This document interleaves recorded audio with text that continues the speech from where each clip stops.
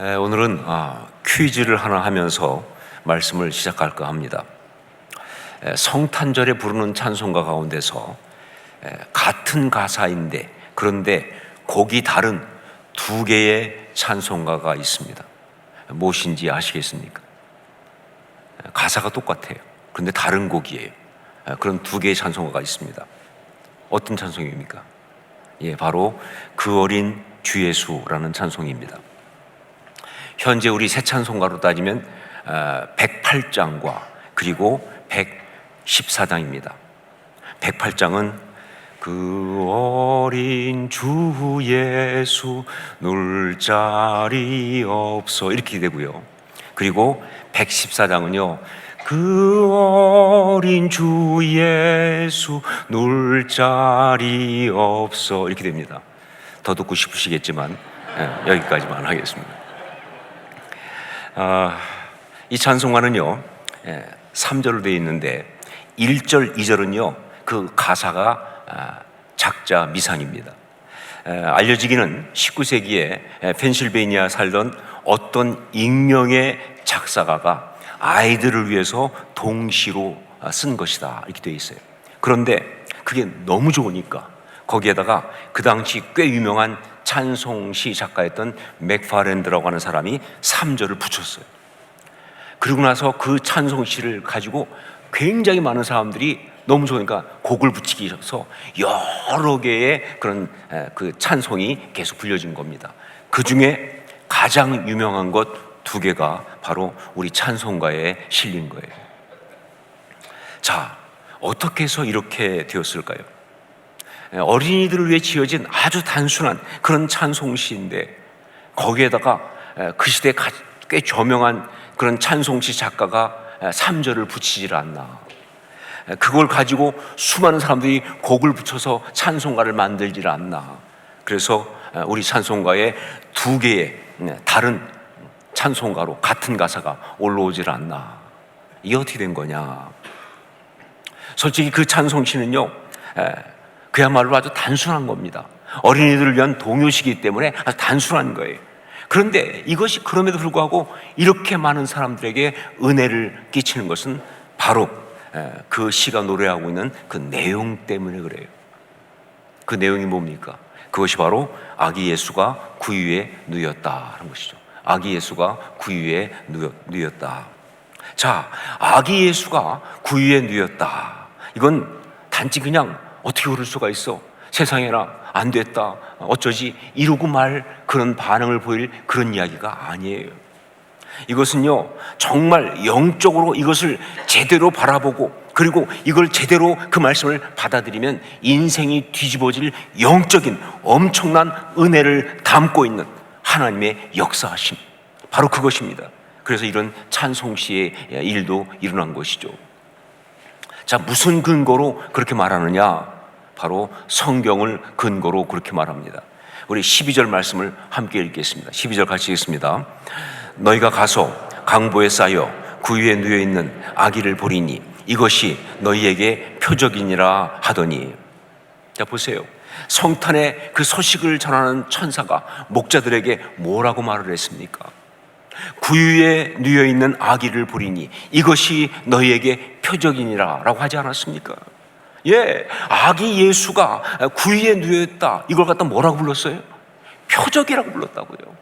여러분, 이 표적이란 말은요 헬라어로는 세메이온이라는 말인데 이 말은요 아무데나 막 붙이는 말이 아닙니다.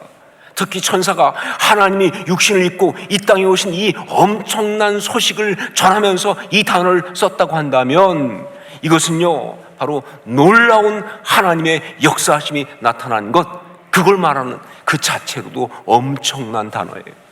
놀라운 하나님의 역사하심이 나타난 것. 자, 그런데 이 단어가 너무 엄청나다 보니까 구유에 누여있는 아기 예수, 이걸 표적이라고 말한 이 천사의 말이 언뜻 이해가 안 되는 거예요. 왜냐하면요 이 구유에 아기를 누였다는 것이 흔한 일은 아니죠.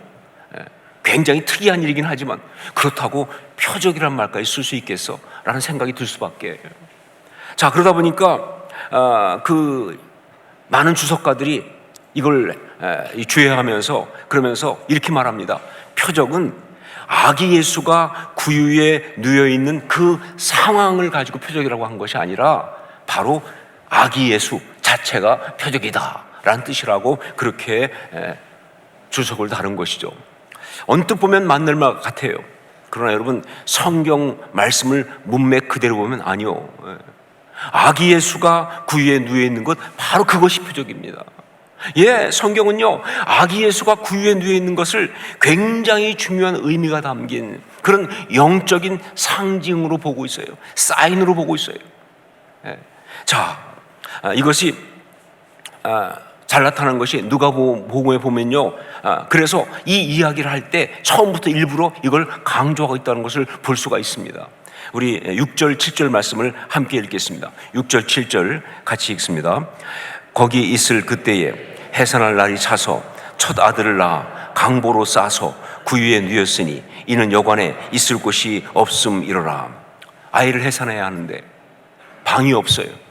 그래서 짐승의 우리에서 해산을 했다고 하는 그 어렵고 구차한 상황을 말하려고, 그래서 아기 예수를 구유에 누웠다라고만 말한 것이 아니에요, 여러분.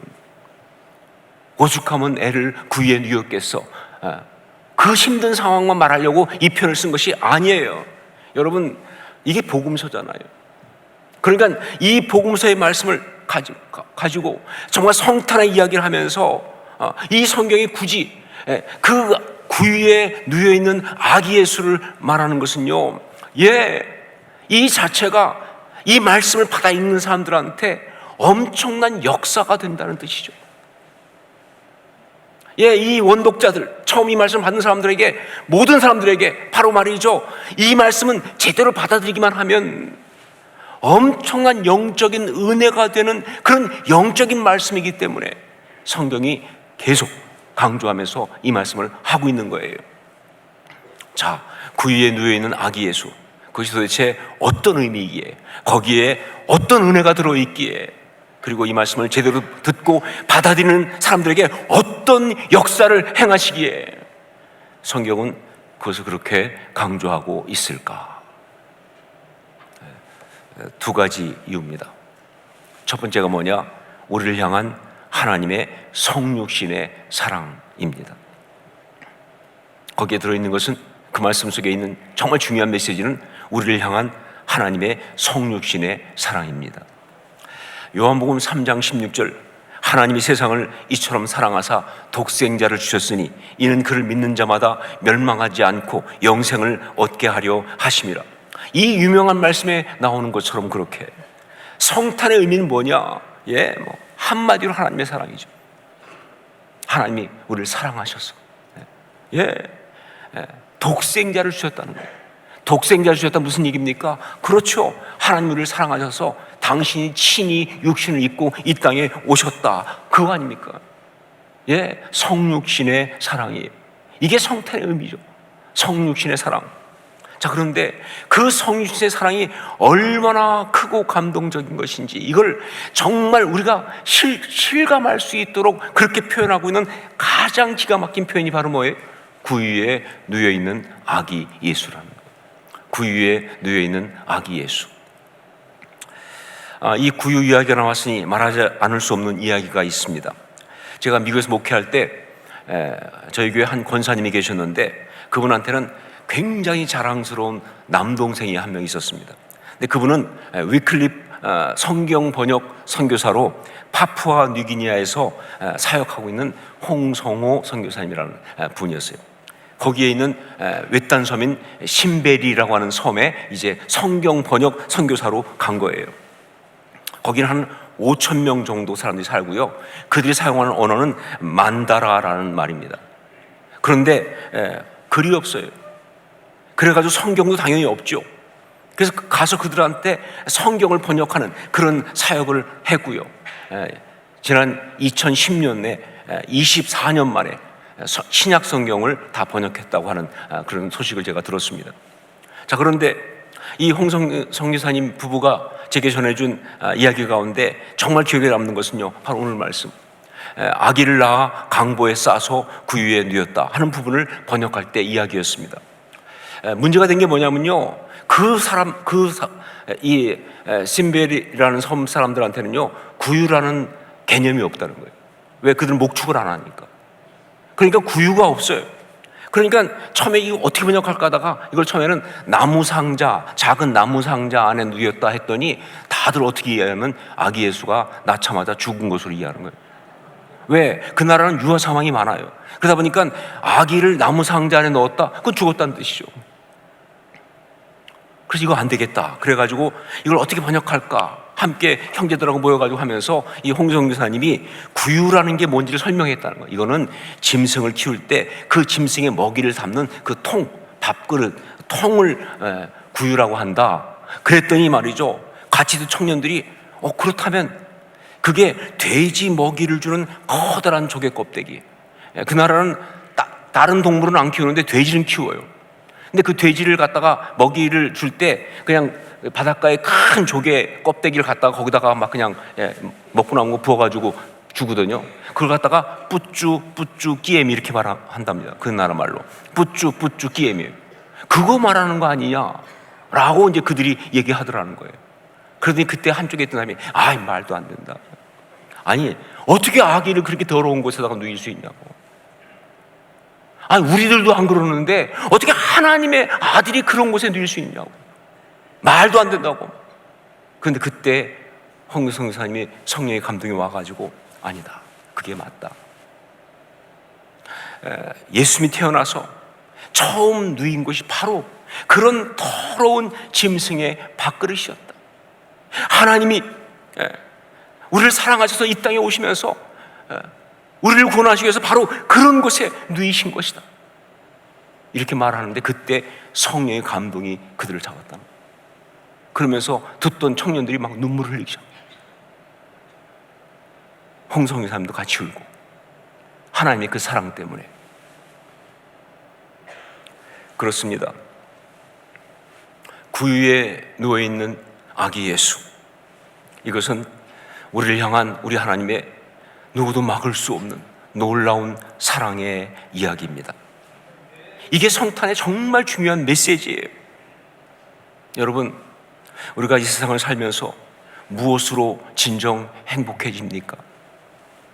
무엇으로 우리의 삶이 부유해지고 풍요로워지고 만족하고 아름다워집니까? 무엇으로 이 삶에 대한 만족과 열정과 소망이 새롭게 솟아날 수 있습니까? 무엇으로? 저는 그 답을 찬양을 통해서 체험한 적이 있었습니다.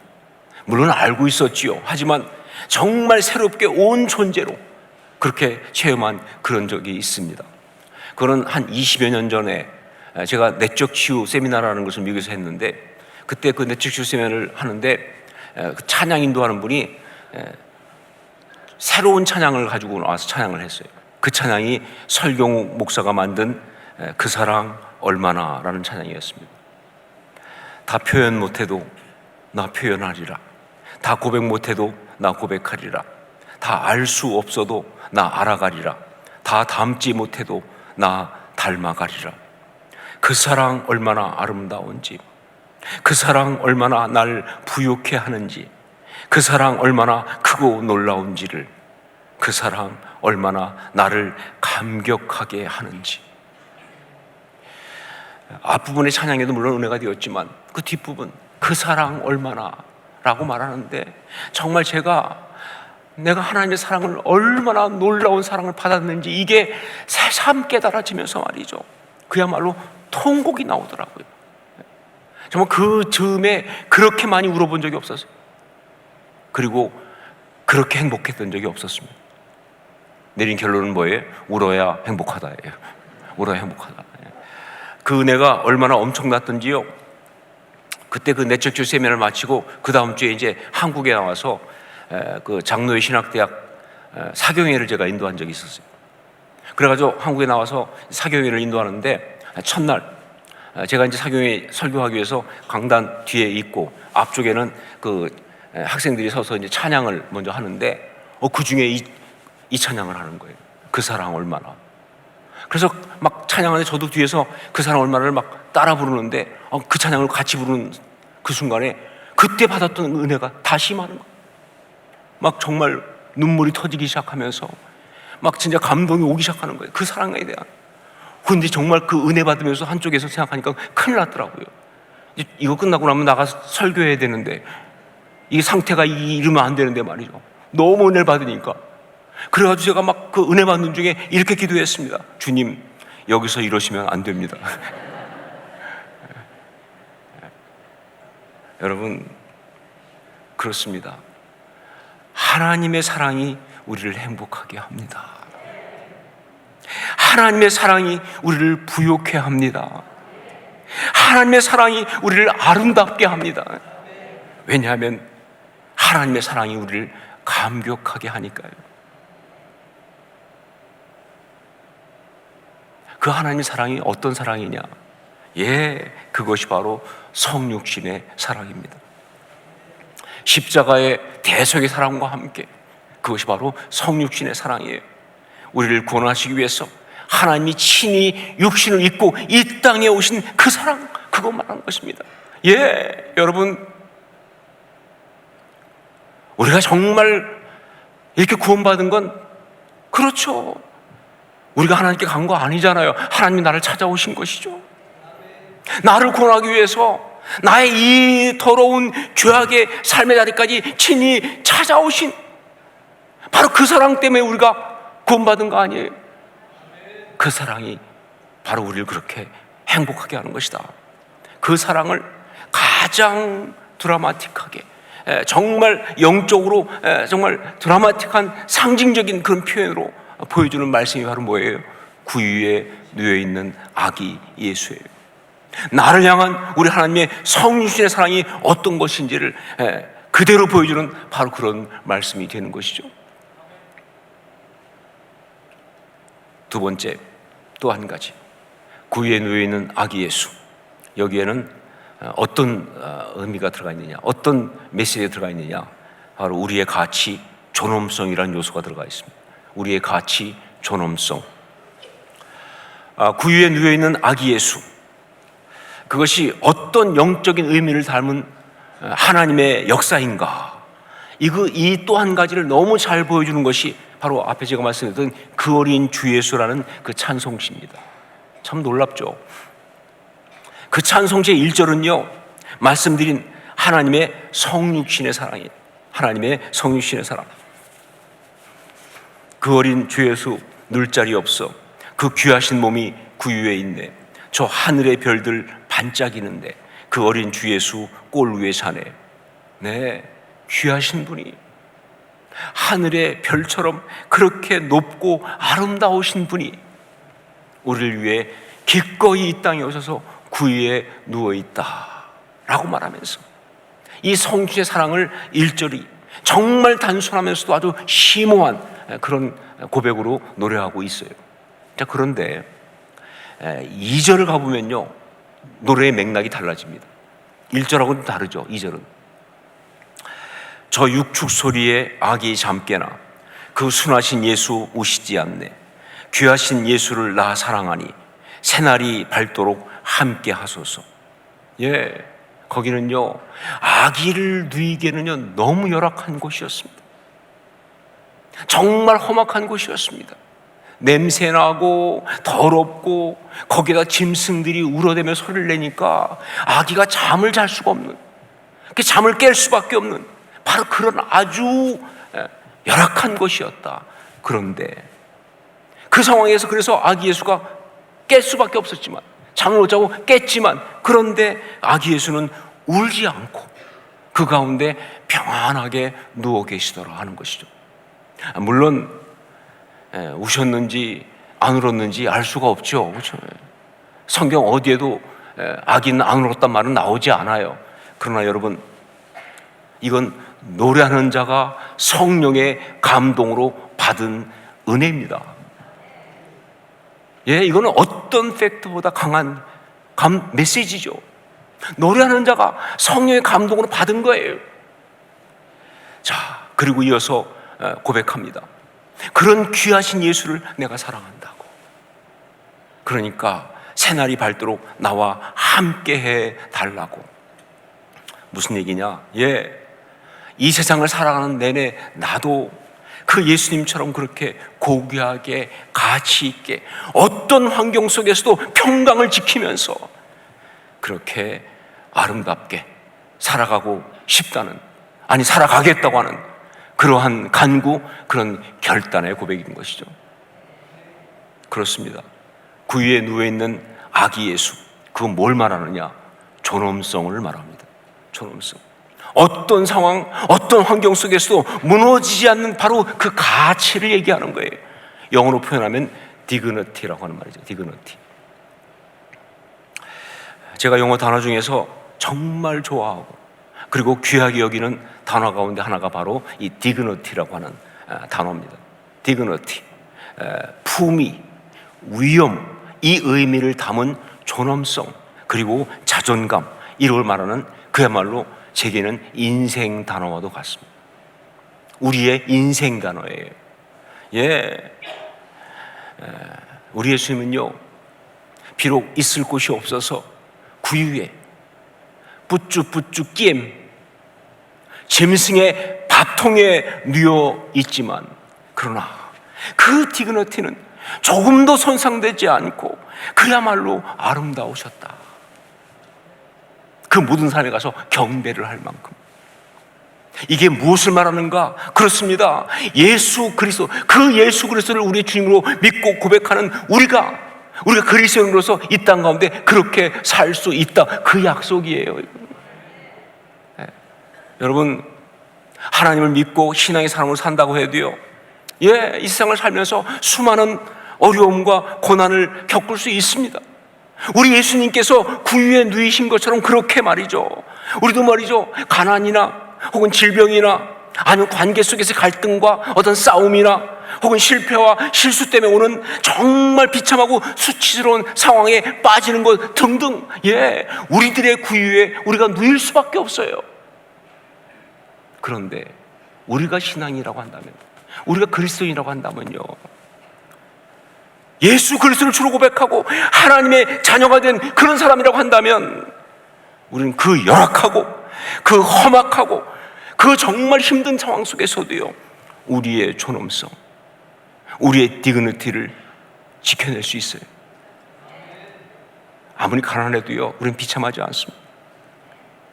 아무리 수치를 당하는 자리 속에서도 우리의 가치는 무너지지 않아요. 우리의 디그니티를 우리는 지켜낼 수가 있어요. 왜냐하면요, 우리 예수님이 그렇게 하셨으니까. 그분이 우리 주님이시니까. 우리가 그리스도인이니까. 구유에 누워있는 아기 예수는 바로 존엄성의 역사였습니다. 그리고 그 존엄성의 언약이 우리에게 주어진 바로 그 언약의 역사였어요. 그래서 그것을 믿음 받아들인 사람들 삶 속에 인생을 뒤집는 역사가 일어나는 거예요. 2023년 성탄주일의 메시지는 구유에 누워있는 아기 예수, 그것입니다. 이것이 그냥 단지 하나의 표현이 아니라 이것이 바로 이 말씀을 아멘으로 받는 모든 성도들에게 영적인 역사가 되기를 주의 이름으로 축원합니다.